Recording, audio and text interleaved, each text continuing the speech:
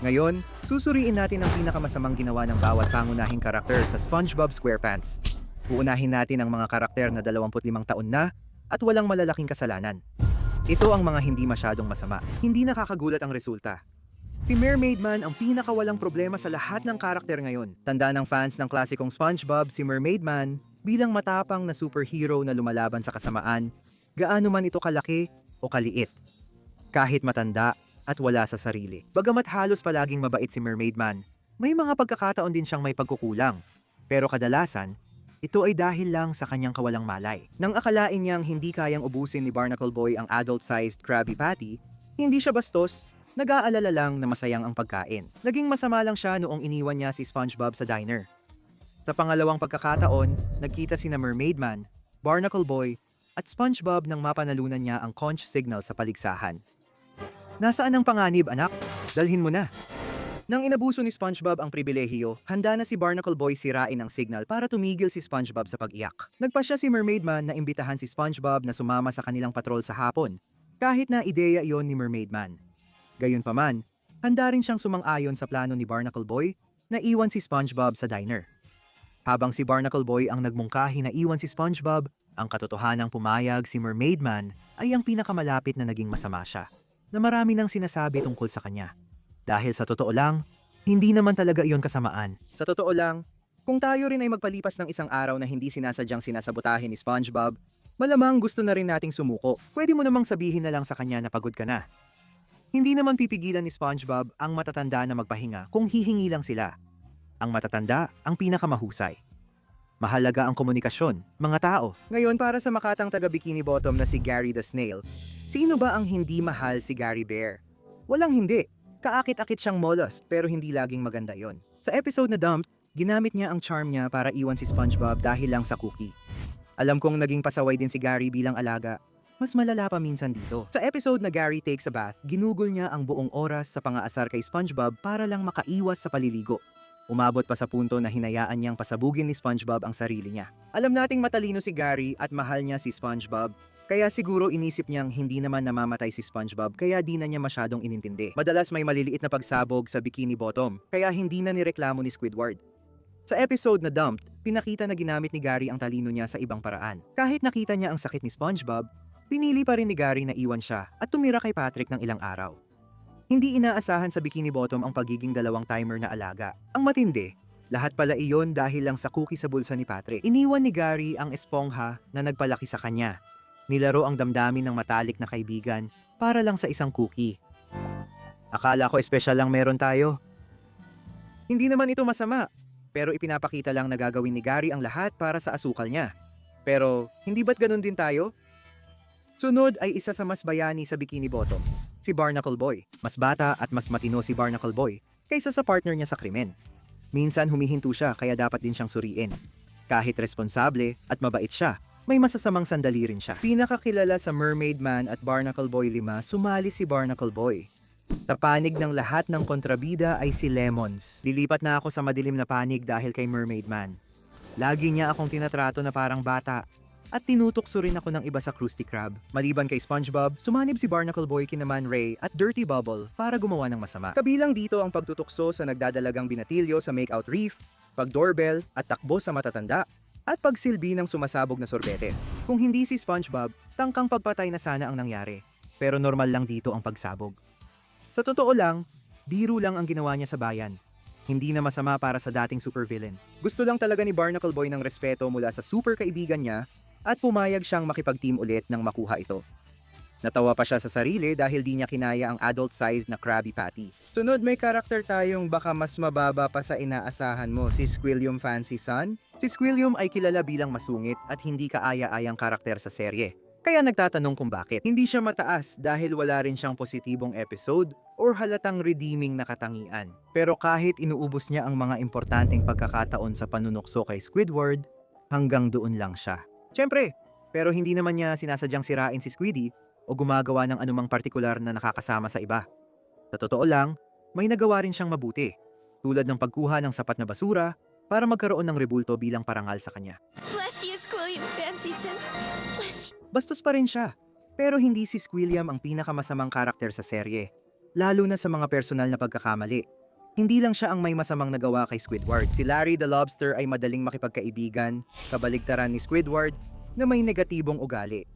Sa episode na Squid Plus One, pilit naghahanap si Squidward ng iba pang kasama sa art gallery opening bukod kay SpongeBob at napagtanto niyang hindi siya marunong makisama. Alam ko mahirap paniwalaan pero si Larry ay talagang madaling pakisamahan. Matapos makipagbonding kay Larry na mahilig sa creatine, nagdesisyon si Squidward na insultuhin siya dahil sa hilig niya sa protein shakes.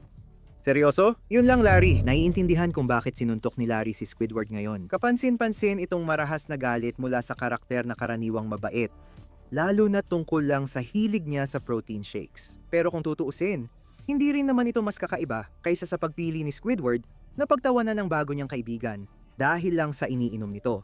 Kaya pareho lang. Sa ibang usapan, may gusto rin bang makaalam kung ano ang ibig sabihin ni Larry? Nang sinabi niyang iniligtas siya ng protein shakes, na-motivate ba siya o may protein shake na nagligtas sa kanya? SpongeBob naman, kaya posible. Ngayon pag-usapan natin ang misteryo sa Bikini Bottom. Si Pearl Krabs, balyenang anak ni Ginoong Krabs. Sa akin man si Ginoong Krabs, may maganda rin siyang katangian gaya ng pagmamahal sa anak.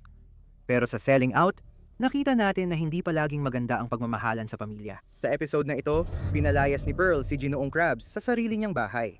Sa papel, hindi naman ito nalalayo sa iba pang kalokohan ni Pearl, na kadalasan ay dahil lang sa pagiging medyo spoiled na teenager niya. Sa episode na ito, nagalit siya kay Krabs dahil gusto lang nitong makasama ang anak niya. Ang sama kasi hindi naman siya naging kuripot ngayon. Hindi naman niya laging iniistorbo si Pearl. Minsan lang niya tinanong kung gusto nitong makipagbonding. Minsan lang din siyang naging brat, na normal lang sa teenager. Kaya pagbibigyan natin siya at ilalagay pa rin sa pinakamababang kategorya. Dahil dito, nagawa na natin ang mga mas malalaking pagkakamali. Masama man, pero maaari pa ring patawarin. Lumipat na tayo sa mas kilalang mga gawain sa pamamagitan ng pag-usapan si Fred, ang kilalang may leg na lalaki. Sa mga unang episode, hindi naman talaga siya kapansin-pansin maliban sa pagiging isa sa maraming paulit-ulit na background na isda sa serye. Sa My Leg, sa wakas ay ipinaliwanag kung bakit lagi siyang nababalian ng binti. Pag-ibig na ngayon, seryoso. Na-in-love si Fred sa isang nurse. At imbes na ligawan siya gaya ng isang normal na tao, nagpasya siyang sayangin ng oras at mga kagamitan ng ospital sa paulit-ulit na pananakit sa sarili. Para lang makasama niya ng mas matagal ang nurse. SpongeBob. Aktibong pinipili ni Fred na ituloy ang kanyang romansa sa paraang inaalis ang mga kagamitan ng ospital mula sa mga taong tunay na nangangailangan nito. Pero nangangailangan dahil sa ibang dahilan at hindi dahil sa pananakit sa sarili. Alam nating hindi niya sinadyang abalahin ang staff, pero nakakatakot pa rin talaga ang paraan niya ng panliligaw. Diba? Nakakagulat, ang pinakamasamang ginawa ni Sandy ay nasa pangalawang kategorya, kahit madalas siyang mabait. Hindi natin dapat baliwalain na sa episode na Texas, hinabol niya sina SpongeBob at Patrick na may intensyong marahas. Ano ang ginawa ni na SpongeBob at Patrick kaya sila hinabol, pinasabog at pinalipad? Kay Patrick, ininsulto nila ang Texas. Bastos ang ginawa nila kahit gusto lang siyang dalhin sa surprise party sa Krusty Krab. Naiintindihan namin ang iyong pagmamalaki sa pinagmulan, pero sobra naman ang tangkaing saktan ang dalawang matalik mong kaibigan dahil lang sa pang-iinsulto. Sa kaso ni Larry, sinuntok niya si Squidward dahil ininsulto siya ng bagong kakilala. Samantalang si Sandy, handang bugbugin ang dalawang kaibigan dahil lang sa mga biro. Malabong gawin pa niya bukod sa pagbukas ng lata ng chick shish na pambugbog sa puwet, kaya mababa lang siya sa listahan. Pero dahil malakas si Sandy, baka makulong pa rin siya habang buhay. Sunod naman ay isang hindi nakakagulat na entry, si Bubble Bass bilang residenteng neckbeard ng Bikini Bottom. Wala siyang masyadong positibong katangian. Mula sa panlilin lang kay SpongeBob na naniwala siyang pumalpak siya sa trabaho niya sa unang paglabas niya, na parang walang ibang dahilan, kundi para makatipid ng $2. By the way, talo ka. Nilin lang ni Bubble Bass sina SpongeBob at Pat na tulungan siyang lumipat kapalit ng libreng tanghalian na siya lang ang kumain. Isa siyang pathological liar na malupit. Grabe, nakita ko pa nga itong si Bubble Bass na nagbebenta ng Pokemon cards sa mas mataas na presyo noong nakaraang linggo lang. Wala siyang hiya, di ba? Pero ang pinakamasama niyang ginawa ay mula sa isang episode na baka nakalimutan mo na. Sa episode na Fun, si Bubble Bass ay may papel na hindi nagsasalita. Sa unang tingin, parang wala lang. Wala naman siyang ginagawang masama sa una. Pupunta lang siya para manood ng sine at mukhang natitiis pa niya si SpongeBob para maupo sa tabi nito. Nang ituro ni SpongeBob na inuupuan ni Bubble Bass si Plankton, biglang pinisil niya si Plankton gamit ang malaki niyang puwet. Parang may kontrol siya dito. at alam ang ginagawa niya. Pwede nating isipin na hindi lang niya nakita si Plankton, kahit bastos pa rin yun. Maliit naman talaga si Plankton. Sa dulo ng episode, napunta si Plankton kay Bubble Base kasama ang Jelly Beans. Sinadya niyang habulin si Plankton sa palad, mukhang balak siyang kainin. Maaaring nakakabahala ang kawalan ng malasakit ni Bubble Base sa single-celled na nilalang, o baka kailangan niya ng bagong salamin. Kay Squidward Tentacles, medyo natukso tayong sabihing ang pagiging si Squidward ang pinakamasama niyang nagawa. Pero minsan, mabait din si Squidward. Kahit masungit at mayabang siya, may mga masama rin siyang nagawa, lalo na sa mga huling season. Sa sports episode, nakita natin ang pinakamasamang anyo ni Squidward. Nang masira ni na SpongeBob at Patrick ang hardin ni Squidward gamit ang kanilang kagamitan, imbes na kausapin sila, nagdesisyon si Squidward na maghiganti. Tinuruan niya sila kung paano maglaro ng sports sa paraang magdudulot sa kanila ng matinding pinsala at hinikayat pa silang masaktan ng husto dahil mas maraming puntos ang makukuha nila kapag nasasaktan sila. May karapatan siyang mainis kina SpongeBob at Patrick dahil sinira nila ang kanyang hardin, pero sobra naman ang naging parusa niya. Mabuti na lang dumating si Sandy bago pa lumala ang pambubuli niya. Laging maalaga si Sandy kay SpongeBob basta hindi niya binabastos ang Texas. Mabuti na lang may nagtatanggol kay SpongeBob dahil may isang simpleng linya sa unang season na nagbunyag ng madilim niyang sandali. Unang-una, lahat ng masasamang nagawa ni SpongeBob ay hindi dahil sa masamang intensyon, kundi dahil sa inosenteng kamangmangan na may mabuting hangarin. Sa aming video, kung saan niranggo namin ang mga ginawa ng munting parisukat mula mabuti hanggang masama, malinaw naming ipinakita ito. Sa episode na Sandy's Rocket, may eksenang di sinasadyang naisama sa video. Ang insidente ni SpongeBob sa Whirlybird. Oh, pumatay si SpongeBob nang hindi bababa sa 30 tao. Mababa pa nga yan. Alam nating hindi niya sinasadya dahil si SpongeBob ay di makakapanakit kahit langaw. Kahit hindi isama ang kamangmangan, double-digit na tao ang namatay dahil sa pabaya at delikadong pagpapatakbo niya ng Whirlybird. Dahil hindi marunong magmaneho ng boatmobile si SpongeBob, hindi na dapat siya sumubok magpalipad ng helicopter. Pero kilala natin siya, baka nadisgrasya lang niya ang control panel dahil sa Krabby Patty sauce. Sa tingin ko, kinuha ni Sandy ang law degree para mailigtas siya sa death row, na bagay talaga sa kanya, at malapit na sa huling kategorya. Heto ang pinakamasamang ginawa ni Mrs. Puff. Kung SpongeBob fanatic katulad namin, tiyak na hulaan mo na ang tangkang patayin si SpongeBob. Hindi ko na kailangan ipaliwanag ito, dahil ang Demolition Doofus ay kilalang episode sa kasaysayan ng SpongeBob. Dito ilang beses nasaktan ni SpongeBob si Ginang Puff, kaya nasira ang kanyang inflation sack at baka hindi na siya makapagpalobo. Dahil dito, isinali niya si SpongeBob sa Demolition Derby sa pag-asang mapatay siya sa kaguluhan. Ang tanging dahilan kung bakit hindi siya napunta sa huling kategorya natin ay dahil sa mga pinagdaanan niya bago iyon. Hindi lang pinapakita na may post-traumatic stress disorder si Ginang Puff dahil kay SpongeBob, kundi dito, lalo pa siyang nasaktan at binaliwala ang kanyang pakiusap na huminto. Hindi namin sinasabi na tama ang tangkang pagpatay, pero malinaw na malayo siya sa maayos na kalagayan ng pag-iisip. Itatabi natin ang pinakamasasamang gawain ng mga karakter na pununo ng kasakiman, kalupitan, at kababuyan. Simulan na natin ang mga gawain na hindi mapapatawad. Kahit na ganun ang titulo, hindi naman lahat ng nasa kategoryang ito ay tunay na masama. Kunin na lang natin si Patrick Star bilang halimbawa. Pagdating sa mga maling gawain, si Patrick ay parang si SpongeBob na mas grabe lang. Sa totoo lang, kalmado at mabait naman talaga siya. Nagkakaproblema kapag nagpapakita siya ng kapilyuhan at kakulangan sa utak. Dahil sa kamangmangan ni Patrick, parang henyo si SpongeBob. Pero mali pa rin na pahirapan si Squidward para lang sa ink lemonade. Ang lemonade ay isa sa pinakamasamang episode ng SpongeBob dahil kay Patrick Star. Nadiskubre ni Patrick na patok ang lemonade na gawa sa tinta ni Squidward. Kaya 11 minuto niyang tinakot si Squidward para makakuha pa ng tinta. Kahit bobo si Patrick, alam niyang ayaw ni Squidward na takutin siya para sa tinta. Halata ring nahihiya at natatakot si Squidward. At direkta niya itong sinabi kay Patrick. Palaging inaabuso ni Patrick ang kanyang kapitbahay, pisikal o psikolohikal sa episode na ito. Mas pinalala pa ni Patrick ang sitwasyon dahil ginawa niya ito ng parang walang dahilan. Mukhang di naman siya kumikita sa lemonade. Kahit gaano ito kakakilabot, kung may karakter na sadyang kumukuha ng likido ng katawan ng iba at di nakikita itong masama, si Patrick iyon. Si Patrick ay palaging nasa kakaibang pagitan ng pagiging chill na tao at pagiging literal na sociopath. At ito ang pagkakataon na talagang napunta siya sa pinakamatinding bahagi ng pagiging sociopath. Isa sa pinaka-iconic na kontrabida sa SpongeBob ay si Doodlebob. Halos lahat ng ginawa niya sa kahit anong episode ay pwede nating ituring na pinakamasama niya. Lahat ng ginagawa ni Doodlebob ay parang likas na nilalayong magdulot ng pinakamaraming pagkasira hanggat maaari. Pagkabuhay niya matapos iguhit ni SpongeBob, agad siyang kumatok sa pintuan ni Squidward at binugbog ito. Sa natitirang bahagi ng episode, iniisip niya kung paano bugbugin sina SpongeBob at Patrick, na parang magulang niya hanggang matrap siya ni SpongeBob sa libro. Doon lang siya naging masaya. Nilagay namin si Doodlebob sa mas mababang posisyon dahil parang emosyon lang ang basehan ng kilos niya, hindi tunay na kasamaan. Itira natin ang matataas na pwesto para sa mga sadyang masama. Ngayon, si Bubble Body naman ang pag-usapan. Tulad ng sa Good to Evil, mas mataas ang ranggo niya bilang mas masama kaysa akala mo. Sa likod ng inosenteng itsura, nagtatago ang isang tunay na walang kaluluwang baliw. Pinanood niyang mamatay si Scooter, inilibing sa buhangin at hindi siya nakalimot. Pinagmasdan lang niya habang si Scooter ay sinalubong ng malalakas na alon. Mga bata, pinaranas niya sa akin ang mataas na alon. Pwede naman niyang iligtas pero hindi niya ginawa. Dito napatunayang nagkasala ng pagpatay si Bubble Body. Simula na ng seryosong usapan tungkol sa pinakamasamang ginawa ni Ginoong Eugene Krabs. Hindi naman laging masama si Krabs, pero marami siyang ginawang mali at may mga pagpipilian tayong halimbawa.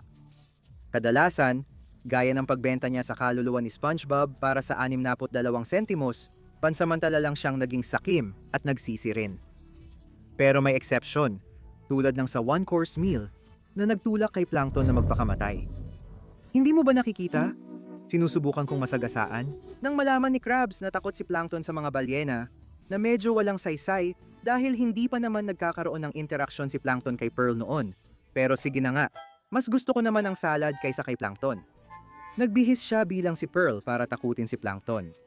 Kung depensa lang ito para hindi manakaw ang formula, maiintindihan pa sana. Sa totoo lang, pwede naman sanang bigyan ni Krabs si Pearl ng unang part-time na trabaho bilang tagapagbantay. Pero hindi. Mukhang may sadistikong hangarin si Krabs na pahirapan ng todo sa isip si Plankton. Nakaribal niya sa negosyo. Mas lalo pang lumala ang sitwasyon dahil ginawa niya ito sa labas ng oras ng trabaho habang pinagtatawanan pa niya ang paghihirap ni Plankton. Kahit na sinabi na ni SpongeBob kay Krabs ng diretsahan na nakahandusay si Plankton sa kalsada at malungkot. Hindi lang naman ang kalupitan ng ginawa ang parang sobra na para kay Ginoong Krabs. Pero ang talagang nakakabahala ay yung kawalan niya ng kahit anong pagsisisi. Kaya naging malaking bahid ito sa kanyang reputasyon. Kaya ko sanang ipagtanggol si Krabs, pero dito, sobra na at hindi ko na kayang palampasin. Ang nakakatakot nating karakter na si ang lumilipad na Olandes ay isang multong gumagala sa pitong dagat para manakot. Lagi niyang tinatangkang higitan ang sarili sa pananakot sa mga tao sa dagat, anuman ang paraan. Pero ang pinakamasama niyang ginawa ay ipinahiwatig na agad sa una niyang paglabas sa Scaredy Pants, kung saan tinakot niyang kukunin ang mga kaluluwa ng mga taga-Bikini Bottom. Hindi rin ito basta-bastang pananakot lang. Si Dutchie ay isa sa pinakamalakas na karakter sa mundo ng SpongeBob. Kaya niyang magbukas ng mga portal papunta sa ibang dimensyon, magbuga ng apoy mula sa kanyang ilong, takutin ang kanyang mga biktima gamit ang napakaraming magulong ilusyon, at ang pinaka-nakakatakot sa lahat, itali ang isang buhay na unggoy sa buhol ng unggoy. Maraming paraan si Dutchie para takutin ang kalaban, at gustong-gusto niya itong gawin. Madalas siyang ituring na parang Grim Reaper. Hindi lang siya ang natutuwa sa pananakot sa mga mortal. Bronze medal sa kasamaan kay Haring Neptuno. Mas madalas gumawa ng kasamaan si Dutchie kaysa sa kanya. Pero kailangan din nating bigyan siya ng kaunting konsiderasyon dahil isa siyang nilalang na pinahirapan at hindi kailanman nakapahinga. Si Haring Neptuno, bilang pinuno ng dagat, dapat pinoprotektahan niya ang mga mortal. Hindi sila pinahihirapan. Bilang malupit na Diyos sa dagat, marami siyang ginawang di kailangang kalupitan. Pinakamatindi ng ikulong niya ang anak sa liblib na isla. Oo, nagsisi siya at nagkabati rin sila sa huli. Pero sino bang may pake? Iniwan ni Neptuno ang anak niya ng matagal na panahon dahil wala siyang pakialam. Ganyan siya bilang Diyos. Parang Diyos ko naman. Bawal ba na ang bata ay umasta bilang bata imbes na manakot ng mga sibilyan na hindi naman talaga dapat ginagawa ng isang Diyos? At tandaan mo, ang pinakamasaklap pa rito, ang dahilan kung bakit tuluyang napuno si Neptuno ay si Triton mismo. Gumawa ng lunas para sa sakit ng tao. Marami pang dapat ayusin si Neptuno sa sarili, hindi lang sa buhok niya. Para sa pilak na medalya ng kasamaan, lilipat tayo sa bagong pelikula ni SpongeBob. Sa video na ito, pinakamalala ni Karen Plankton ay sa malaking Netflix movie ni Plankton. Sinubukan niyang sakupin ang Bikini Bottom matapos siyang maliitin ni Plankton. Kaya tinanggal niya ang kanyang empathy chip at naging walang pusong makina. Ay, pasensya na. Pambatang palabas pala ito. Dahil tinanggal ang empathy chip, naging walang malay siyang taga-Bikini Bottom na nangidnap at nagpaalis gamit ang makina. Nakuha ni Karen ang lahat ng gusali at karamihan ng tao sa Bikini Bottom. Kaya naging palaboy ang lahat. Balak pa niyang gamitin ang higanting anyo para sakupin ang universo. Kung plano lang ang basehan, madali sanang nakuha ni Karen ang ginto kung hindi niya pinagdudahan ang sarili. Sa huli, hindi rin siya sana napalayo ng ganito kung hindi lang siya tinulak ni Plankton. Pero masaya pa rin silang mag-asawa na sakupin ang mundo matapos mag-sorry si Plankton.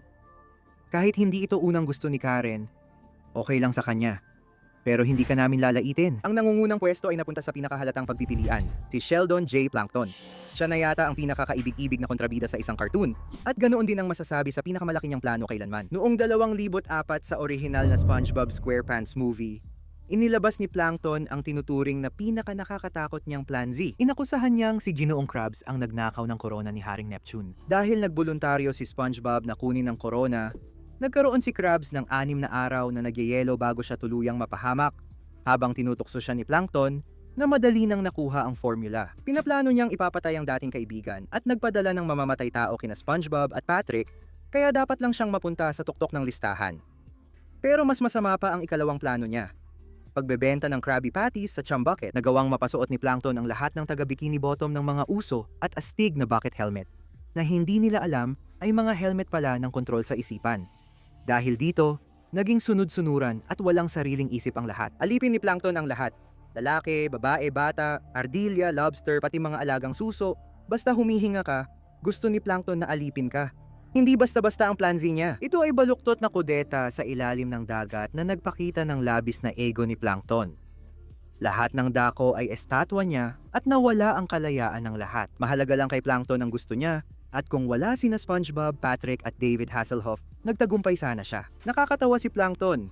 Pero sa orihinal na pelikula, seryoso rin siyang banta. Kaya hindi pa rin siya napipigilan sa 21 taon